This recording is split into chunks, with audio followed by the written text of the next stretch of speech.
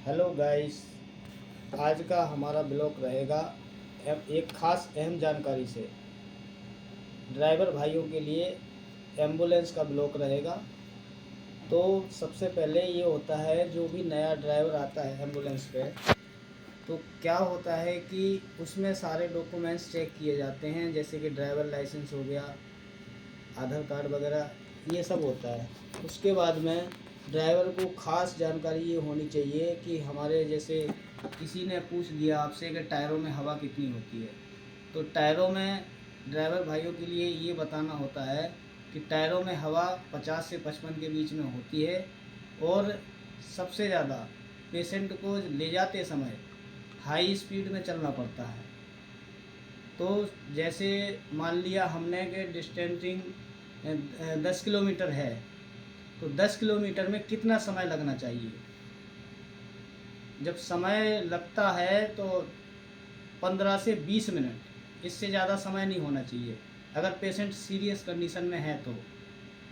बाकी जानकारी ये बहुत ही अहम जानकारी है ड्राइवर भाइयों के लिए। जो भी आप लोग देख रहे हैं वो इस चैनल को लाइक और सब्सक्राइब करें। आगे की जानकारी हम आपको डॉक्टर साहब से देंगे। तो जैसे नर्सिंग स्टाफ नहीं जाता है पेशेंट के साथ में, तो हम उसको ड्राइवर भाई कैसे हैंडल कर सकते हैं, तो वो चलिए आप डॉक्टर साहब बताएंगे कि कैसे हैंडल किया जा सकता है। तो सबसे पहले तो इसमें देखो, ये बात है कि जो ड्राइवर्स होते हैं उनको बी ऑन अलर्ट होना चाहिए। सबसे पहले तो सिर्फ सेल को अपने साथ रखना चाहिए। कभी भी कोई भी इमरजेंसी आती है तो हमें उस टाइम उस लोकेशन पे हैंड टू हैंड पहुंचना चाहिए, जितना जल्दी हो सके उतना जल्दी। पहुंचने के बाद सबसे पहले हमें, जैसे कि कई बार वैसे तो साथ में नर्सिंग स्टाफ होता ही है, वो हैंडल कर लेते हैं, लेकिन कई बार ऐसा भी होता है कि नर्सिंग स्टाफ नहीं होते, टाइम नहीं उनको, नहीं होता टाइम उनके पास आने के लिए, या फिर बिजी होते हैं वो कहीं और। तो आपको करना ये होता है कि सबसे पहले आप स्पॉट पे पहुँचे, जहाँ पे भी इंजरी हुई है, जहाँ पे भी एक्सीडेंट हुआ है, जहाँ पे भी आपको, जहाँ जिस लोकेशन से कॉल आया है। पहुँचने के बाद सबसे पहले हमें पेशेंट के पास जाना है। पेशेंट को सबसे पहले हमें ये चेक करना है, असेस करना है सबसे पहले ये कि पेशेंट जो है अनकॉन्शियस है या कॉन्शियस है। ठीक है। फिर हम इस चीज़ के लिए हम उससे पूछेंगे, उसका हाय हेलो, उसका नेम पूछेंगे। अगर वो नेम बता पा रहा है, प्रॉपरली आंखें खोल रहा है, ठीक है, तो इसका मतलब वो कॉन्शियस है। और फिर हम उसको स्ट्रेचर निकाल के गाड़ी में से उसको शिफ्ट कर देंगे। ठीक है।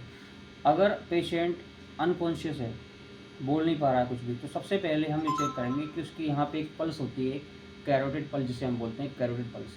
ठीक है। ये कोई भी चेक कर सकता है, ज़रूरी नहीं है कि स्टाफ नर्स हो या डॉक्टर्स हो साथ में। ये एक नॉर्मल कोई भी चेक कर सकता है। यहाँ पे जो एक पल्स होती है इसको हम बोलते हैं कैरोटिड पल्स। ठीक है। लेकिन इसमें हमें ज़्यादा टाइम अपना स्पेंड नहीं करना है, मोर देन 10 सेकेंड से ज़्यादा नहीं। ठीक है। 10 सेकेंड से ज़्यादा नहीं होगा, यहाँ पे आपको चेक करना है।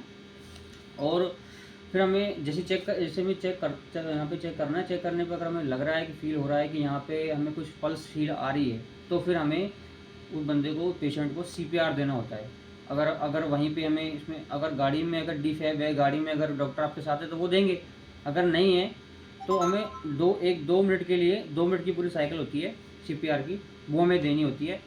सीपीआर हम देते हैं ऐसे, हैंड को लॉक करके, पूरा हैंड स्ट्रेट रख के, उसके चेस्ट के यहाँ पे हमें सीपीआर देना होता है। ठीक है। तो ये 2 मिनट का होता है। इसमें 30 बार तो हम उसको पंप करते हैं पूरी तरह से, और 2 बार देते हैं माउथ टू माउथ ब्रीथिंग। ऐसे करके हमें 5 बार करना होता है। ये पूरा 2 मिनट का साइकिल होती है। तो ऐसे करके हमें फिर उसको स्ट्रेचिंग निकाल के गाड़ी में से उस पर लेटाना होता है। उसके बाद जो है लोकेशन में पहुंच जाते हैं।